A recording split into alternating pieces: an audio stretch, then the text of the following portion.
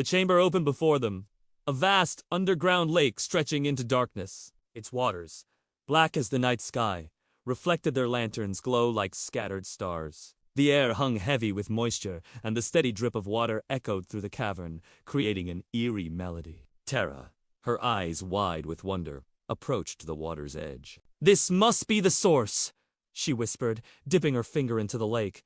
She gasped, pulling back. "It's so cold. ...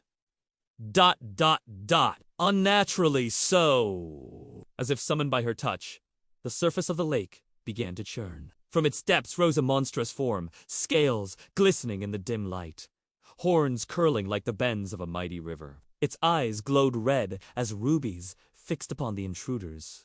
"Mortals," it roared, its voice shaking the very foundations of the cave. "You dare to challenge me? The river is mine." Its breath washed over them, carrying the stench of decay, as waves crashed against the shore. Lila, her heart pounding but her voice steady, stepped forward. "Great Rekasa," she said, "we come not to challenge, but to understand. Why have you cursed our village?" The demon's laughter boomed through the cavern, sending tremors through the rock. "Humans," it sneered, "always taking, never giving.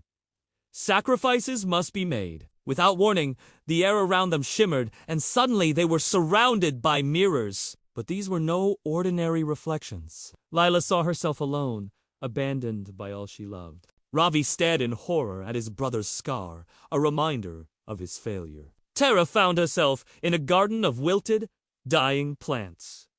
"It's an illusion," Tara cried out, her mind racing. "We must break the mirrors with truth." Quickly, she reached into her pouch, mixing herbs with practiced hands. A mist spread through the air, carrying the scent of truth. "I fear being alone," Lila confessed, her voice breaking. "I fear I wasn't strong enough to save my brother," Ravi admitted. "I fear my knowledge will never be enough," Tara whispered. As each truth was spoken, the mirrors cracked and shattered. Ravi, seeing an opening, charged forward with his hammer raised high. But the demon's tail lashed out, sending him flying across the chamber. "Strength alone won't win this fight," Lila shouted, helping Ravi to his feet. They retreated to a side chamber, hearts racing, searching for answers. In the flickering light, they spotted an ancient altar, covered in dust and forgotten offerings. Tara approached it cautiously, her keen eyes studying the worn inscriptions.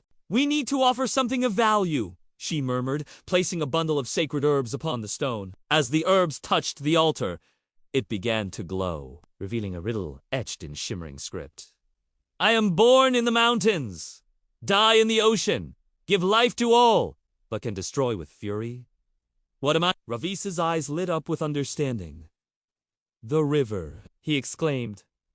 As the words left his lips, a distant roar echoed through the cave. The demon's scales began to crack, power seeping from its form. Drawing upon their shared heritage, the trio joined hands and began to recite a prayer in Telugu. Their voices rising in harmony. "Gaurima, Nadirakshaka, Shanti, Dehi." The demon howled in rage, its form wavering, but it was not yet defeated. With a mighty sweep of its tail, it sent a torrent of water rushing towards them. As the floodwaters rose, Tara's quick mind spotted a solution. Floating debris bobbed on the surface. Ancient offerings and broken structures.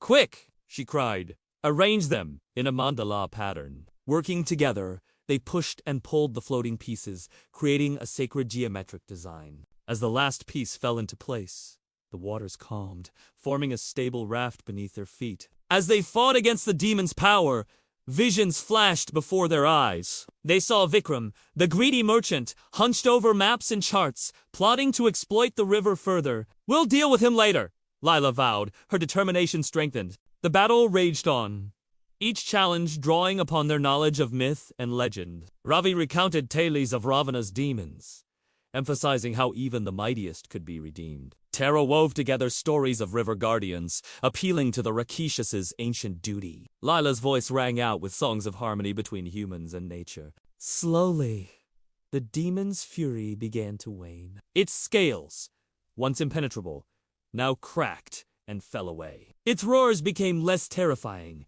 tinged with something almost like sorrow. "You speak of balance," it rumbled, "but humans have long since forgotten such things." "Then let us remind them," Lila pleaded, her voice filled with compassion. "Work with us, mighty rake. Together we can restore what was lost." For a long moment, the demon was silent, its ruby eyes studying them intently. Then, with a great sigh that sent ripples across the lake, it began to shrink. Its fearsome form melted away, leaving behind the shape of an old man, his beard as white as foam on river rapids. "Perhaps," the old man said, his voice now gentle as a babbling brook, "there is hope for your kind after all. But the path ahead is not easy." As if to emphasize his words, the cavern began to shake. Rocks tumbled from the ceiling, splashing into the dark waters. "You must go," the river guardian urged. "But remember what you have learned here." They turned to flee, but found their path blocked by a great chasm. The bridge that once spanned it lay in ruins, and behind them they could hear the rush of water as the lake began to empty into the void. The demon? No!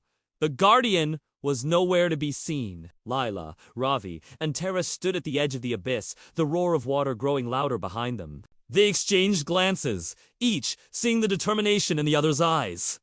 Whatever came next, they would face it together. With a deep breath, they prepared to make their next move. The fate of their village, and perhaps the river itself, hanging in the balance.